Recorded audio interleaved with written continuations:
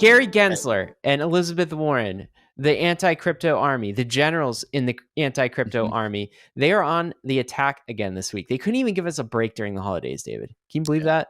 No. So today, this is Gary Gensler tweeting. Weak and lazy and doing the commission denied a petition for rulemaking filed on behalf of Coinbase. You remember a few months ago, Coinbase was just like, "Hey, SEC, please give us rules.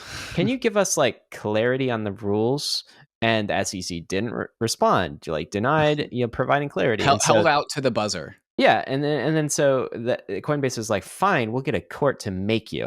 All right, and this is the court made the SEC respond, and they didn't make the SEC provide rules. No. They made the SEC respond to the inquiry about whether they are going to provide rules or not.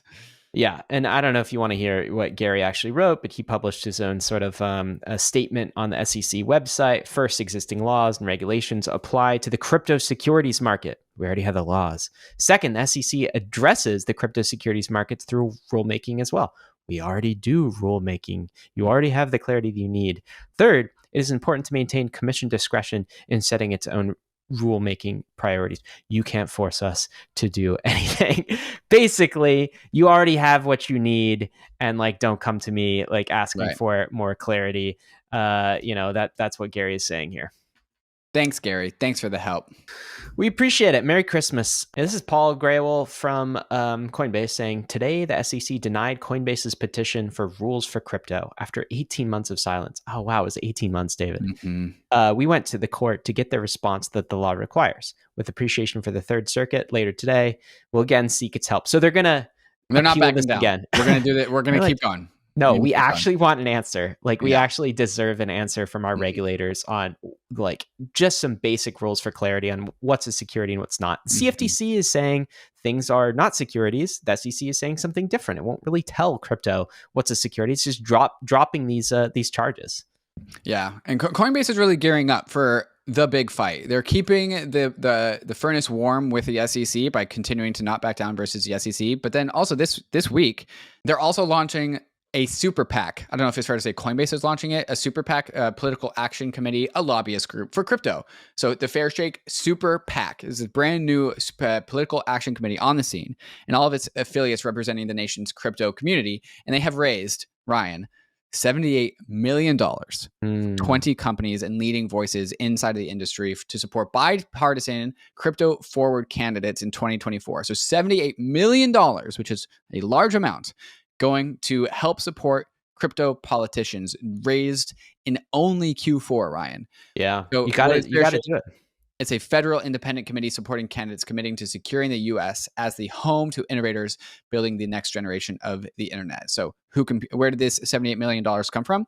Andreessen Horowitz, Brian Armstrong himself, Circle and Coinbase, of course, Kraken, Framework Ventures, Jump Crypto, Multicoin Capital, Paradigm. So basically Coinbase and the VCs, which is great. And I think that is just the perfect role for these particular players, like the exchanges, Coinbase, Kraken, and the VCs, like the big leaders who have a lot of capital in the space, who have the most to gain and the most to lose, right? And so, but also like there's plenty of place for us as individuals, plenty of ways to help out. Go to standwithcrypto.org if you want to learn more. Yeah, call your congressperson, email congressperson. There's lots individuals can do.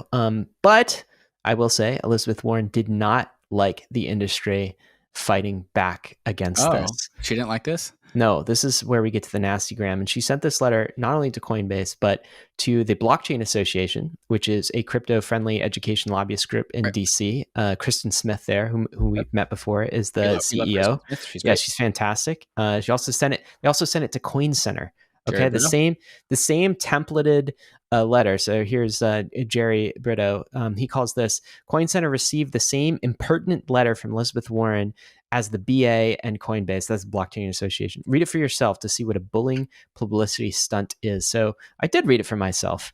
Basically, Elizabeth Warren is saying crypto is, like being facilitated by Hamas for terrorism. That's like super obvious. And then she referred the Wall Street Journal article that's been debunked. Clearly debunked. For 2 months. It's been freaking debunked many times. Anyway, she's like, look, crypto and terrorism, they're basically the same thing.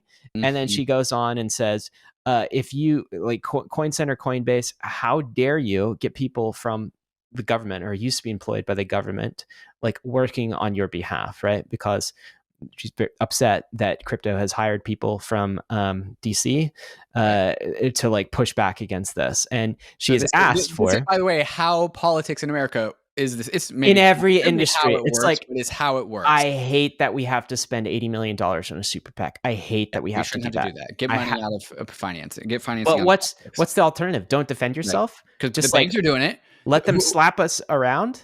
Yeah. What do we do? The banks are doing the revolving door. The banks are supporting Elizabeth Warren.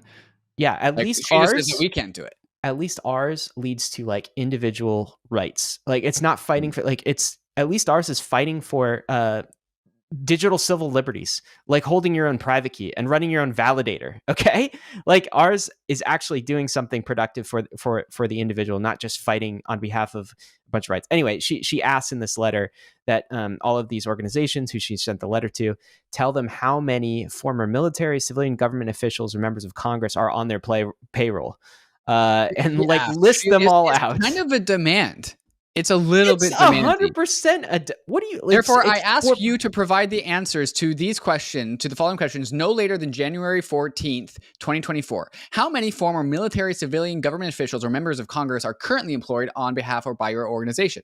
Yeah. For all of the officials listed in question 1, please provide a summary of their responsibilities. Are they registered lobbyists? Blah, blah, blah, blah, blah. It's like, it's more like you don't really care about these answers. No, you're just being mean. It's a PR stunt to just basically say crypto plus Hamas, and they're using the revolving door of DC to like influence us. Look at these corrupt people. That's what she's doing, and like she doesn't actually expect a reply. It feels like an inquisition.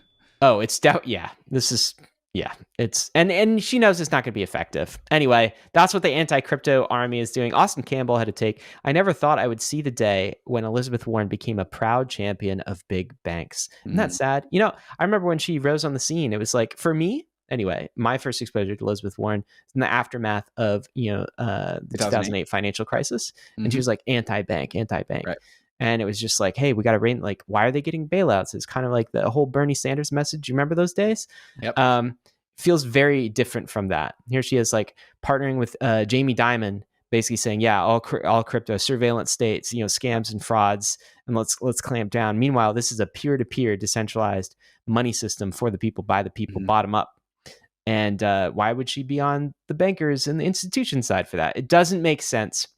It's not consistent with what her messaging used to be. I'm pretty disappointed as well. I share Austin Campbell's sentiments there. I've talked to friends of a friend who, the friend that I was not talking to, the one removed, who was a previous intern for Senator Warren's office, says it was kind of just like a very top down, like shrill, did not respect the interns, was like fall in line, do as you're told, kind of crabs in the bucket environment. Oh yeah. I wonder if other political internships are like that, but anyway, not loving what I'm seeing. We'll see if the tables turn in 2024, but we've got some defensive mechanisms, at least, David. If you enjoyed all of that, then you'll absolutely love the Bankless newsletter. Join over 300,000 fellow readers, all for free. Click below to sign up.